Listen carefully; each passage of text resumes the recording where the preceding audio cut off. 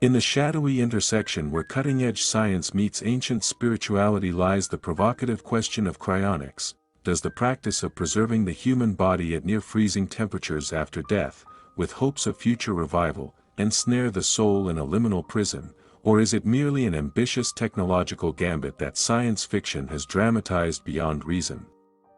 This question, suspended between the rational and the mystical, invites us to explore what it means to be alive, what death truly entails, and whether the soul, if such a thing exists, can be caught, held, or revived like the flesh it once inhabited.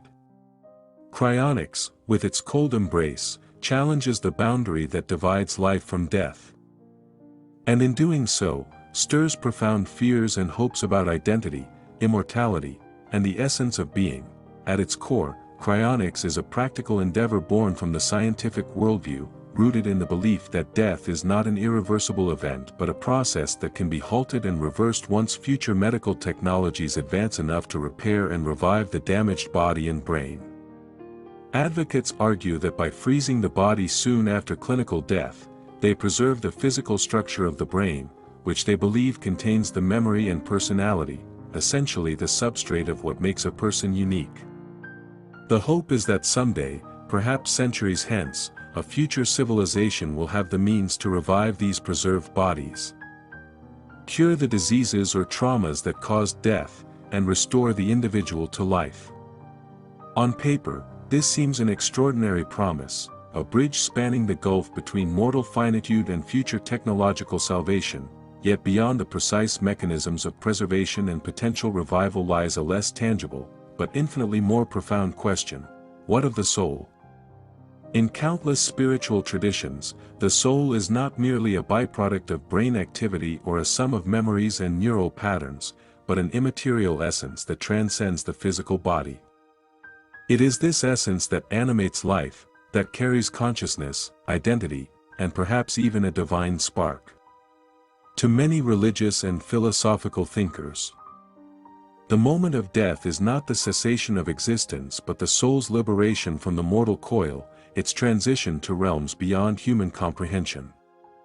In this framework, the idea of a frozen body clinging to life indefinitely might appear not as a hopeful extension but as a trap, an ensnaring of a soul meant to be free, an interference with a natural cosmic order. One might imagine the soul as a bird, eager to take flight beyond the confines of flesh, and cryonics as a cage, freezing time but confining movement. Could the soul linger, bewildered and imprisoned within an icy tomb, tethered to a body unable to awaken? Or does the soul depart fully at the moment of death, leaving behind only the physical husk that science strives to preserve? The answers to these questions are elusive, tangled in the metaphysical and inaccessible to empirical scrutiny. Yet the tension itself, the friction between hope for physical resurrection and spiritual liberation, reveals deep currents of human yearning and fear. Science fiction, with its flair for exploring the boundaries of human experience, has often dramatized cryonics as a double-edged sword. On one hand, it promises a form of resurrection, a second chance at life. On the other, it introduces a nightmarish limbo where the self is suspended between death and rebirth, where identity might fracture, consciousness become a ghost trapped within frozen neurons. Stories paint the reanimated as haunted by the interruption of natural processes, plagued by the alien nature of their rebirth or disconnected from the flow of time and spirit. These narratives, while fictional, tap into real anxieties. What is the price of cheating death, and what might we lose in the attempt? Could the soul, if it is indeed an entity beyond the brain, be damaged or lost in such a frozen interlude, or does it reside outside the temporal span of bodily death altogether? From another angle, some spiritual traditions offer interpretations that might reconcile cryonics with the soul's journey. In certain esoteric philosophies, the soul is believed to cycle through incarnations, revisiting earthly life in a grander cosmic plan. If cryonics were to succeed, it could be seen as a tool to delay or modify this cycle, a conscious choice to extend the earthly incarnation until the soul's mission is complete or new conditions allow its fuller expression.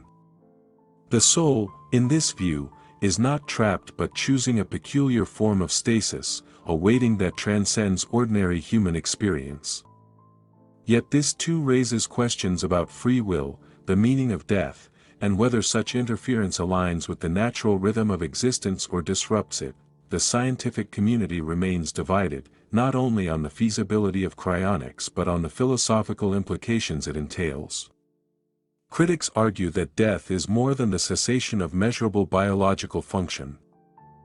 It is a complex, holistic phenomenon encompassing consciousness, identity, and something more that science has yet to fully grasp. They warn that cryonics may reduce human life to mere mechanical components, ignoring the intangible qualities that constitute a person's essence.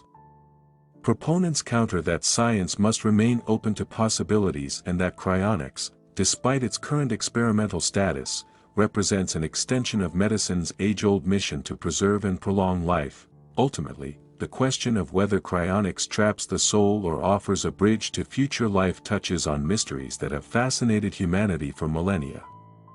It is a question that sits at the crossroads of faith and reason, of technological aspiration and spiritual longing. Whether the soul is a timeless voyager free from the icy bonds of the body, or a delicate flame endangered by its cryogenic tomb, remains unknown.